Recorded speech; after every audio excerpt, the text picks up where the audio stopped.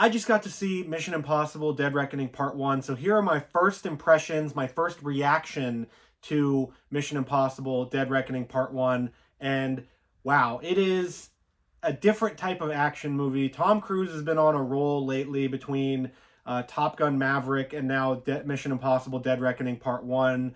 Mission Impossible Fallout was absolutely incredible. Ghost Protocol was an amazing movie.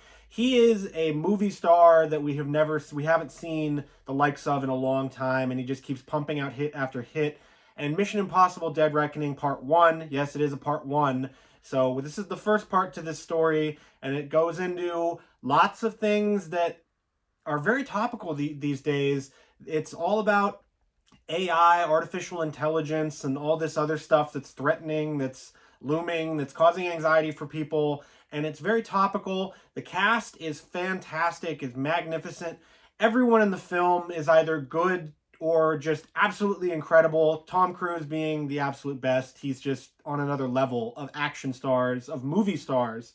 Haley Atwell is one of the newcomers here, and she plays Grace. She is a great addition to this cast. And then you have the old guard as well. You have Rebecca Ferguson, you have Ving Rhames, you have Simon Pegg. The only person who is a little, they're good, but it's just, yeah, the villain in the film is just kind of amalgamous and sort of just like a smiling villain the entire time. So that's the only part of it that I thought was a bit lacking, where there's not as much punch to it. But the rest of the cast is great. Vanessa Kirby is excellent once again, and Henry Czerny is awesome. Carrie Elwes is great. It's got a big cast, but they're all really good. They all do a great job. They all fit into this narrative really well. And I know you're here to see the cast. You're here to see great performances, but really, what are you here for? You're here to see Tom Cruise jump off of a cliff with a motorcycle. And that stunt, that scene, the setup to it, everything that goes into it that you would imagine being absolutely awesome, it is. It just absolutely slays that scene, that stunt. And that's in addition to all the other amazing stunts that Tom Cruise does. This movie will make you question just what goes into a stunt. And I know, like, with John Wick Chapter 4, that's the action movie to end all action movies this year. Mission Impossible Dead Reckoning Part 1 is a different type of action movie. It's not that gun-fu, but it definitely challenges that movie for action title of the year. And the more I think about it, the more I ruminate on this movie. It is one of the best action movies in recent memory. It is absolutely fantastic. It is just a spectacle. It is a movie spectacle. It reminds me of Top Gun Maverick, like, in that way, where it is just a spectacle of film. Tom Cruise doesn't miss. Christopher McQuarrie is a director. The shots that he gets in this are stunning.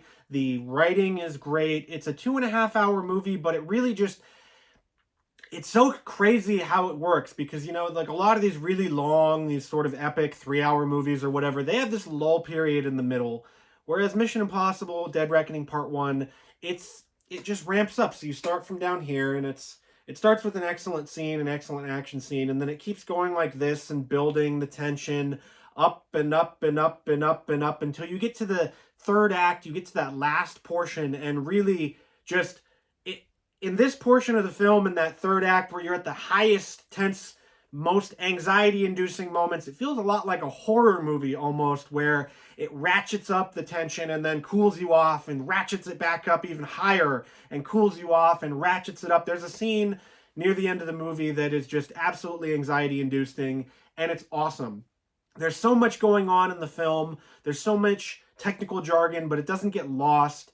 Mission Impossible Dead Reckoning Part 1, the only thing other than the villain being good and not great like the rest of the movie that I can think of, is that it is a Part 1. I wish they would have not just come out and said, oh, this is a Part 1, because you're expecting that the entire movie now. It kind of ruins the immersion of it, where you're just like, okay, well, this is the first part to a story. So, there's something else to come. It would feel a lot better if they were just like, no, this is Mission Impossible Dead Reckoning, and then after this movie comes out, then it's Part 2, or then it's whatever the next subtitle is. It would feel a lot better watching it if they just did that. So these are just my first impressions. The full review comes out next week on July 5th, so you can celebrate July 4th if you're in America, and then watch my review of Mission Impossible Dead Reckoning. The movie is fantastic. So make sure to stay tuned for the review, and make sure if you like movies or you like collecting Blu-rays or anything like this, check out this playlist because it's got all of my great movie reviews on it.